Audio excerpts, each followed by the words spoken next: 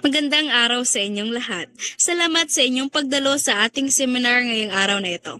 Ang ating paksa ay tungkol sa kahalagahan ng family control at family planning sa ating barangay. Magsisimula na po tayo. Ang family planning ay napakahalaga dahil ito ang susi upang magkaroon ng balansing pamilya.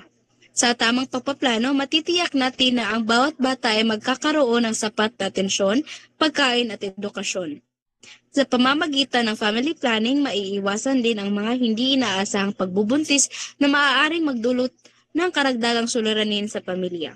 Ang kaalaman at paggamit ng mga tamang pamamaraan ay magbibigay ng mas magandang kinakabukasan sa bawat isa, lalo na sa ating mga anak.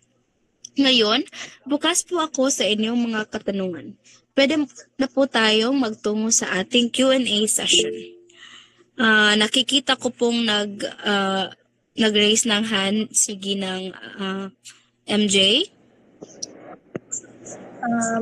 Magandang araw po. Gusto ko sanang itanong kung ano ang pinakamainam na paraan ng family planning na angkop para sa mga kabataang mag-asawa.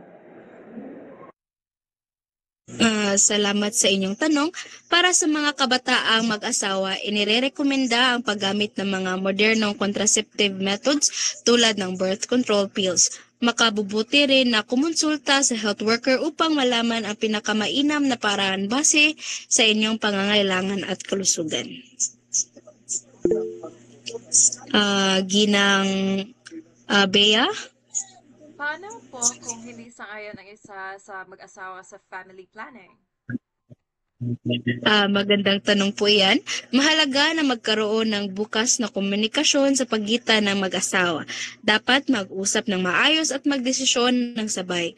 Kung may mga agam-agam, maaaring humingi ng payo sa health worker or counselor para mas mapalalim ang pag-unawa ng bawat isa sa kahalagahan ng family planning.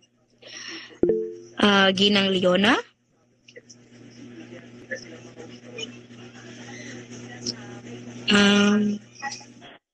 Ano po ang mga suporta na ibinigay ng barangay para sa family planning? Ang ating barangay ay nagbibigay ng libreng konsultasyon at contraceptive sa health center. Mayroon din tayong mga seminar at counseling sessions na regular na isinasagawa upang gabayan ang mga mag-aasawa sa tamang family planning. Ginang Eliza? Paano po namin malalaman na ligtas ang mga ginagamit na contraceptives?